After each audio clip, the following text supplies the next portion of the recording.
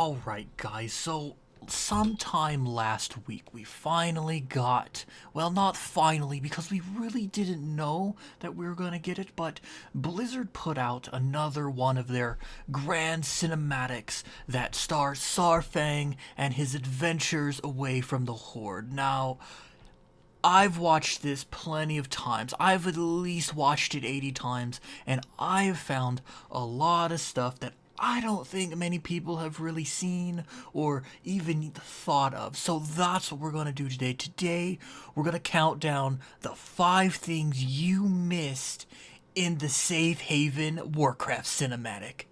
Alright guys, so the first picture I have for you today is of this panorama right at the beginning where we pan to like this field of like this crop, and at first I didn't know what crop this was. I had to actually Google it and I searched for hours, but I actually found out that this crop is actually wheat. Now, I got the picture of where Saurfang puts his hand down and sort of touches it, just so you know that when he touches it, it sort of starts to fade away. And I have another picture here of him sort of holding it in his hand as it sort of crumbles apart. Now, that's pretty surreal because, as we know, I don't think wheat does that.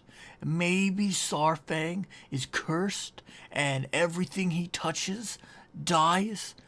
I don't know, but it'd be really interesting to see Blizzard explain this, maybe at BlizzCon this year.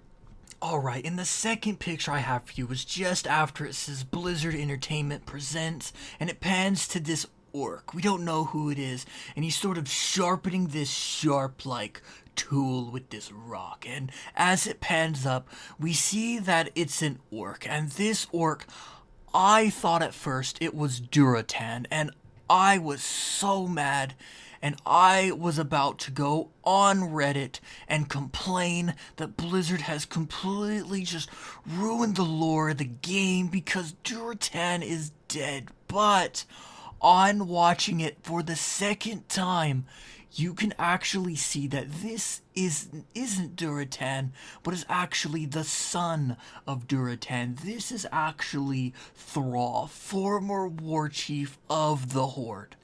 Alright, and the next picture we have here is of Saurfang's sort of necklace. Now, when Saurfang and Thrall, who I thought was Duratan, were talking to each other, Saurfang's like, hey, like, the Horde is struggling, and Thrall's eyes, he's sort of panned down, and you see this necklace. Now, I don't know if you can see it, but if you look very, very close through, like, the charred, burned bits, you can actually see the logo of the Horde.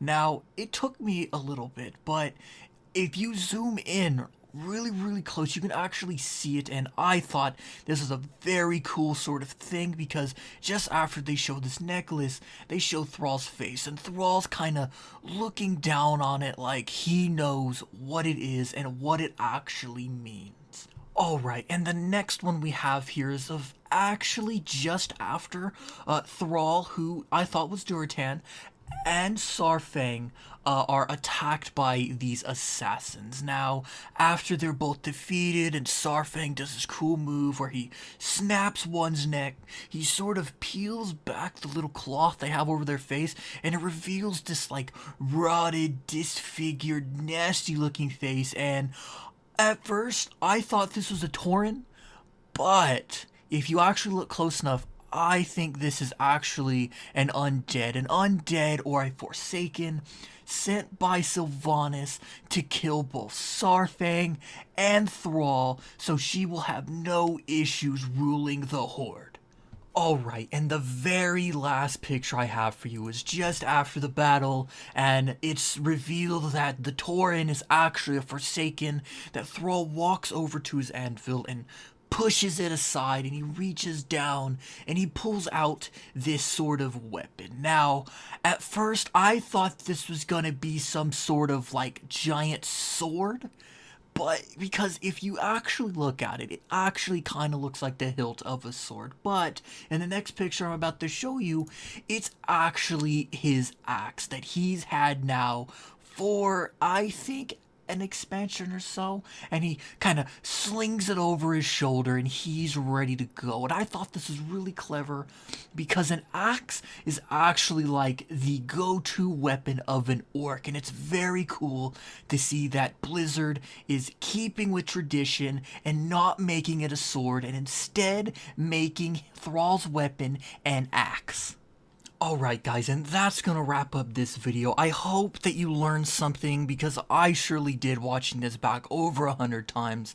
I hope that you learned that that's Thrall, not Duratan. I hope that you learned these assassins were actually undead.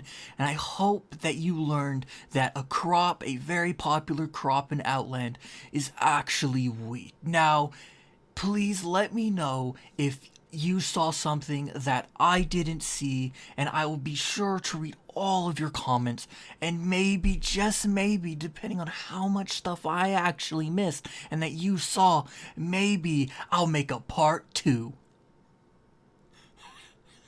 Thanks for watching.